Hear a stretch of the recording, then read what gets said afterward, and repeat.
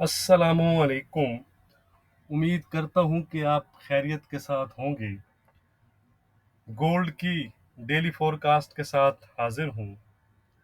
अगर हम इस वीक की बात करें जो क्लोज हुआ है, तो गोल्ड तकरीबन 1721-22 तक चला गया था। उसके बाद गोल्ड ने एक अच्छी रिकवरी दिखाई, खास तौर पर थर्सडे को 30 सितंबर को। और कल कुछ मोर एंड लेस कुछ ज़्यादा मूवमेंट नहीं थी और 1760 के आसपास गोल्ड ने क्लोजिंग थी। जो थर्सडे को 30 सितंबर को जो $40 के आसपास का तकरीबन जो गेन या बाउंस आपको देखने में आया, उसकी जो मेन वजह थी वो मंथली क्लोजिंग के साथ खास तौर पर जो क्वार्टर क्लोजिंग थी वो थी, यानी कि क्वार्टरली क्लोजिंग भी थी। तो जिसकी वजह से प्रॉफिट टेकिंग और जो पोजीशंस हैं वो रीएडजस्टमेंट भी होती हैं। एक तो एक मेन इशू ये था।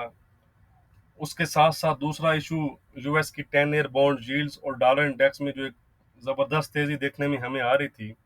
थर्सडे को हमें उसमें करेक्शन देखने में आई, दोनों ने अपनी अपर साइड से यानी कि रिट्रीट किया। और उसके साथ साथ कुछ जो स्लाइटली एक थोड़ा बहुत जो फ्यूल था, वो यूएस की जो सियासी कंडीशंस थी उसका भी थोड़ा सा आप कह सकते हैं कि हाथ था। और उसमें जो मेन इशू था वो था डेब्ट सीलिंग का इशू। और मुझसे ये सवाल भी पूछा गया कि आप ज़रा उसको डेप्थ सीलिंग को एक्सप्लेन कर दें।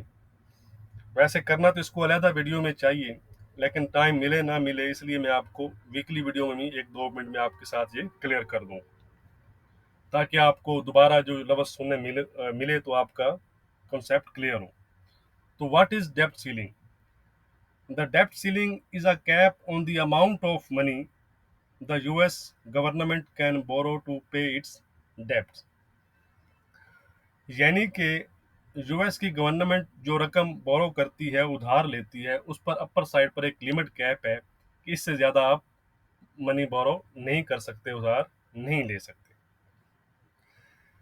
होता क्या है कि जब अपने बजट पास करती है, तो उसमें गवर्नमेंट स्पेंडिंग्स शामिल होती हैं। मिसाल के तौर पर इंफ्रास्ट्रक्चर पर, सोशल सिक्योरिटीज़ पर, और उसके साथ साथ जो फेडरल वर्कर्स होते हैं उनकी सैलरीज वगैरह, ठीक है, ये शामिल होते हैं। तो दूसरी तरफ गवर्नमेंट टैक्सेस और दूसरे कुछ रेवेन्यूज की और किस्में होती हैं जिससे गवर्नमेंट अपनी रकम इकट्ठी करती है। लेकिन जब गवर्नमेंट के अखराजात, स्पेंडिंग्स, टैक्स कलेक्शन और रेवेन्यू यानी कि आमदन से बढ़ जाते हैं, तो इससे बजट डेफिसिट में इजाफा होता है। डेफिसिट मीन खसारे में इजाफा होता है, ठीक है जी। तो उस खसारे के लिए गवर्नमेंट को मजीद मनी को बोरो करना पड़ता है, उधार लेनी पड़ती है। तो डेप्ट सीलिंग इज मीन के मनी बारो की लिमिट वो है कि जिससे ज़्यादा आप नहीं ले सकते। अब यूएस को बजट डेफिसिट का सामना है क्योंकि बड़ी बड़ी स्पेंडिंग्स की हैं उसने, तो इसलिए उसको एक बड़ी रकम बोरो करनी पड़ रही है अपनी अदायगियों के लिए। इसलिए ये कहा जा रहा था, ये खबरें भी आई थर्सडे को, कि 15 अक्टूबर से नवंबर के 4 नवंबर के पहले, यानी कि नवंबर के पहले वीक के दरमियान, जो यूएस की ट्रेजरी है, यानी कि जो खजाना है, वजारत खजाना, उसको आउट ऑफ कैश का सामना करना पड़ सकता है। यानी कि आप कह सकते हैं कि आसान लफ्जों में कि डिफॉल्ट हो जाएगी यूएस गवर्नमेंट। लेकिन आज तक ऐसा हुआ नहीं क्या कि यूएस यानी कि यूनाइटेड स्टेट डिफॉल्ट हुआ हो। तो इस इशू क्यों बन रहा है? ये कोई इतना इशू नहीं है, इसको कैब को जो भी है इसको पास कर देना चाहिए। लेकिन क्योंकि यूएस को भी आजकल पॉलिटिकल पोलराइजेशन का सामना है, ठीक है जी, तो इस वजह से ये थोड़ा सा इशू बन रहा है। लेकिन मेरा नहीं ख्याल कि ये इशू इतना हाइट हो जाए या कुछ, यानी कि डिफॉल्ट का सामना करना पड़े, ऐसा कुछ नहीं होगा। ये एक सियासी तौर पर थोड़ा सा इशू बन रहा है। तो ये एक चीज़ थी, क्लियर हो गया जी।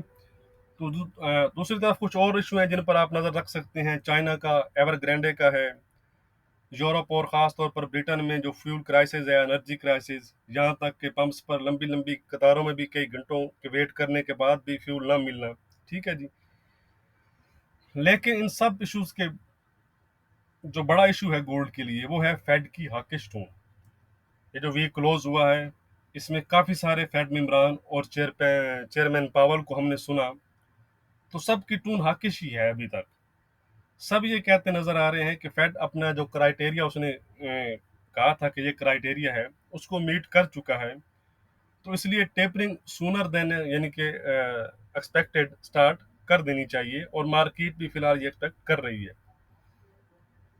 तो ये चीज़ जो है यानी कि गोल्ड में जो एक्स्ट्रा ऑर्डिनरी रिकवरी है उसको कैप कर रही है, और गोल्ड की जो प्राइसेस हैं उसको अंडर प्रेशर रख रही है, जो हमें नज़र भी आ रही है।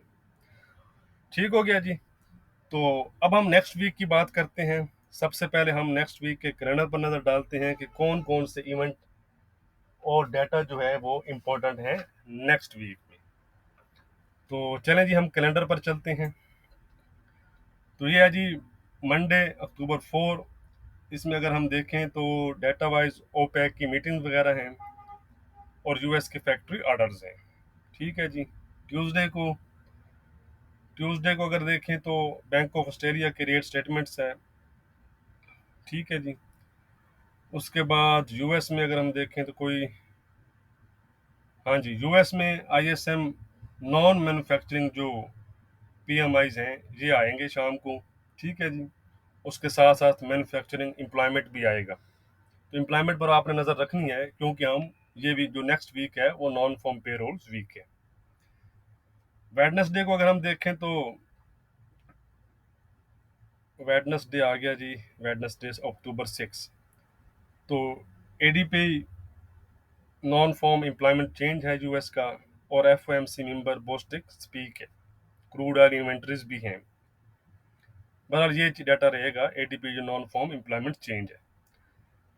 तो 7 अक्टूबर थर्सडे, इसमें अगर हम देखें तो ईसीबी की मॉनेटरी पॉलिसी मीटिंग्स है, मीटिंग अनएम्प्लॉयमेंट क्लेम्स हैं यूएस के।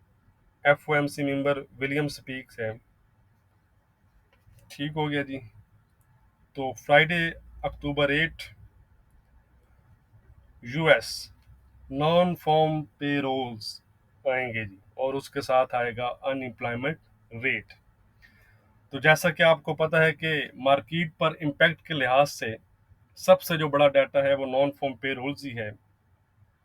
इस दफ़ा जो उनकी फोरकास्ट है वो 490 के आसपास है। प्रीवियस इन्होंने एस्टिमेट को बड़े मार्जिन से मिस किया था और 235 के आसपास आए थे। तो नॉन फॉर्म पे रोल्स को क्या इफेक्ट होगा, इसको फिर हम फ्राइडे की इंटरडे वीडियो में ही डिस्कस करेंगे। ठीक हो गया जी। तो अब हम चलते हैं चार्ट पर। एज यूजुअल सबसे पहले हम डॉलर इंडेक्स और बॉन्ड यील्ड्स को देखेंगे, और उसके बाद फिर गोल्ड को देखेंगे। तो ये है जी डॉलर इंडेक्स का चार्ट मेरे सामने। अगर हम देखें तो तकरीबन 94, 53, 4 के आसपास के हाई बनाए, और फिर वेडनेसडे को, फिर थर्सडे को भी बनाए, लेकिन उसके बाद थोड़ी सी हमें रीट्रीट करता हुआ नज़र आ रहा है, करेक्शन करता हुआ नज़र आ रहा है, लेकिन फिर भी 94 के ऊपर उसने क्लोजिंग दी है। चैनल वाज ये हमारा चैनल है जी, अपर चैनल है फिलहाल, अपर चैनल में फिलहाल ट्रेड कर रहा है डॉलर इंडेक्स, और ये काफ़ी दिनों से हमारा व्यू है। हमारा व्यू तो यहाँ से पॉजिटिव है उस पर 8950 से। अच्छा, यहाँ पर एक और चीज़ मैं आपको दिखाता हूँ, क्योंकि अब नेक्स्ट तो हमें नहीं पता कि क्या होगा, लेकिन हम इसको चलते हैं प्रीवियस पर कि प्रीवियस यहाँ पर क्या हुआ था। ठीक है जी। अब आपने देखना है ये चीज़, ये टॉप आपने देखने हैं। ठीक है जी, एक जैसे हैं। ठीक हो गए। यहाँ से मार्केट आई नीचे, यहाँ तक आई, ये वाला लेवल, ये देखें ये वाला लेवल। ठीक है। उसके बाद मार्केट ने बाउंस किया, यहाँ से यहाँ तक आई, मार्केट ने बाउंस किया, यहाँ तक आई। ठीक है जी, सेम। फिर यहाँ से मार्केट रिवर्स हुई और यहाँ तक गई, और इधर से भी मार्केट रिवर्स हुई और तकरीबन यहाँ तक गई। ठीक है जी। दोबारा मार्केट ने यहाँ से बाउंस किया जिस तरह यहाँ से किया, और अगर हम देखें तो दोबारा इस लेवल पर क्या हुआ कि थोड़ी सी करेक्शन आई जिस तरह यहाँ में नज़र आ रही है, और फिर ये अप साइड पर इस लेवल को उसने ब्रेकआउट किया। तो डॉलर इंडेक्स के लिए अब ये लेवल बड़ा इंपॉर्टेंट रहेगा। अगर हम प्रीवियस देखें हिस्ट्री, तो फिर हमें ये लगता है कि इसमें करेक्शन आ सकती है तो ज़्यादा से ज़्यादा 93 तक आ सकती है बस। ठीक है जी। ये जो लेवल हमें नज़र आ रहे हैं ये, ठीक है जी, बाकी हमें नहीं पता कन्फर्म कि क्या होगा, हम चार्ट को देखकर एक चीज़ देख रहे हैं। ठीक है जी, तो 93 के आसपास अगर करेक्शन आती है, ना भी आए इससे पहले भी शायद वापस और ऊपर चला जाए, लेकिन इससे यानी कि हमें हिंट ये मिलता है कि ये अपनी अपसाइड रिज्यूम कर सकता है और कम से कम 96 के आसपास तक जा सकता है फिलहाल। आने वाले दिनों में नहीं, जरूरी नहीं कि ये कल ही चला जाएगा, जो वीक अगले वीक में ही चला जाएगा, कुछ दिनों में ही जाएगा, मार्केट मूव करती हुई जाएगी। लेकिन फंडामेंटली डॉलर अभी मजबूत है और मजीद हमें अपसाइड इसमें देखने को मिल सकता है। कहने का मकसद ये है, और टेक्निकली भी फिलहाल हमें ये चीज़ें बता रही हैं, फंडामेंटल और टेक्निकली दोनों हमें पॉइंट कर रहे हैं अपसाइड के लिए। तो डॉलर पर हमारा जो व्यू है वो पॉजिटिव ही है। जी हाँ जी, यूएस की 10 ईयर की यील्ड्स तकरीबन अगर आप देखें तो 156 के आसपास के हाई बनाए। ये बनाए जी तकरीबन ट्यूसडे को, फिर वेडनेसडे को, थर्सडे को और फ्राइडे को भी तकरीबन रेड में क्लोज हुई हैं और 1.46 के आसपास क्लोज हुई हैं, 150 के डाउन ही। तो इन पर हमारा ये चैनल है जी, इस चैनल में ये मूव कर रही है फंडामेंटली भी और टेक्निकली भी। अगर अगर आप देखें तो फिलहाल ये हमारा जो मेन लेवल है 130, उसके ऊपर ही ट्रेड कर रही हैं। अब इसके लिए ये भी सपोर्ट लेवल है, ये जो आपको नज़र आ रहा है 139 या 40 आप कह सकते हैं, और इस रेजिस्टेंस लाइन का भी उसने ब्रेकआउट किया हुआ है। ठीक है जी, तो यूएस बॉन्ड यील्ड्स और डॉलर इंडेक्स दोनों पर जो हमारा व्यू है वो फिलहाल पॉजिटिव है। तो अब हम चलते हैं जी गोल्ड पर। तो गोल्ड को हम वीकली चार्ट पर देखेंगे, डेली चार्ट पर देखेंगे, और H4 पर भी आज हम देखेंगे क्योंकि डेली और वीकली पर तो लोग कम ही ट्रेड करते हैं, तो H4 पर हम नेक्स्ट वीक किस तरह ट्रेड ले सकते हैं, इस चीज़ को हम डिस्कस करेंगे। तो ये है जी वीकली चार्ट गोल्ड का। ये एक लॉन्ग टर्म इसकी सपोर्ट लाइन है, ये वाली। ये भी एक अच्छा सपोर्ट लाइन थी, जहाँ पर सपोर्ट ली इसने, यहाँ पर ली। लेकिन ये जो वीक था, प्रीवियस 2 वीक से आप पिछला वीक कह सकते हैं, उसमें उसने इस ट्रेंड लाइन का ब्रेकआउट किया। ठीक है जी, मैं थोड़ा सा क्लोज करता हूँ इस कैंडल में। तो अभी इस जो पहले सपोर्ट लाइन थी, अब ये एज ए रेजिस्टेंस है। तो जब तक इसको ब्रेक नहीं करता वीकली में, ठीक है जी, तो इसके चांसेस रहेंगे कि ये जो हमारे पास एक चैनल आपको ये नज़र आ रहा है कि इसमें फिर वो मूव कर सकता है, यानी कि इसको भी ब्रेक करे और इस ट्रेंड लाइन को भी ब्रेक करे, ये वाली। तो आप कह सकते हैं कि हमें अच्छे सा अपसाइड देखने को मिल सकते हैं गोल्ड में। तो अगर यहाँ से इसको ब्रेक नहीं कर पाता तो दोबारा से चांसेस हैं कि दोबारा से ये रिवर्स हो और अपने 1680 और इवन फिर इस लाइन तक भी जा सकता है, 1600 तक के आसपास तक। दूसरी साइड पर अगर ये इसको ब्रेकआउट कर देता है तो याद रखिएगा कि फिर गोल्ड 1834 और 1834 के ऊपर 1866 के आसपास भी जा सकता है। लेकिन फिलहाल इस चैनल की रो से, इस लाइन की रो से, फिलहाल जो हमारा वीकली पर भी गोल्ड वीक जोन में ही है फिलहाल। अगर आप देखें ना ये चीज़, तो इस लेवल के ऊपर भी अभी तक उसने इस प्राइस के आसपास भी वो नहीं गया, इसके रेजिस्टेंस के आसपास ही क्लोजिंग दी है। ठीक है जी, तो ये हो गया जी डेली चार्ट गोल्ड का। अगर इस पर देखें तो यहाँ पर भी आपको डाउन चैनल नज़र आ रहा है। तो अगर आप वीकली तो बहुत लंबा हो जाता है, यहाँ पर भी यानी कि अगर डेली के लिहाज से आप करते हैं, तो अगर कोई कैंडल इस रेजिस्टेंस लाइन को ब्रेक करके इसके ऊपर क्लोजिंग देती है, तो भी फिर आप बाय कर सकते हैं, फिर आपको 1780 और 1800 के लेवल मिल सकते हैं। लेकिन बहुत बम्पी रोड है गोल्ड के लिए, अप साइड पर अच्छे रेजिस्टेंस लेवल है। लेकिन यहाँ ब्रेकआउट होगा तो फिर आप लेंगे बाई की एंट्री, जिस तरह यहाँ पर देखें ना, जब ब्रेकआउट होता है तो फिर ये चीज़। ठीक है, यहाँ पर ब्रेकआउट हुआ, उसके बाद आप देख सकते हैं कि चैनल, अपर चैनल से हम लोअर चैनल में चले गए। ठीक है जी, तो ब्रेकआउट पर आप बाय कर सकते हैं डेली चार्ट पर, या इस सपोर्ट लाइन के पास जब अपने लोअर लेवल्स पर जाए तो। दूसरा, इसके आसपास आप सेल कर सकते हैं विद स्टॉप लॉस, और ब्रेकआउट पर भी आप सेल कर सकते हैं। फिलहाल डेली चार्ट पर भी हमारा व्यू नेगेटिव है, जब तक हमारे इस है तो बिल्कुल करीब, लेकिन जब तक इसको ब्रेक नहीं करता, टेक्निकली हम इसको पॉजिटिव नहीं कह सकते। ओके हो गया जी। अब आ जाते हैं हम H4 पर, इसको हम डिटेल से डिस्कस करेंगे कि हम इस पर ट्रेड कैसे लें।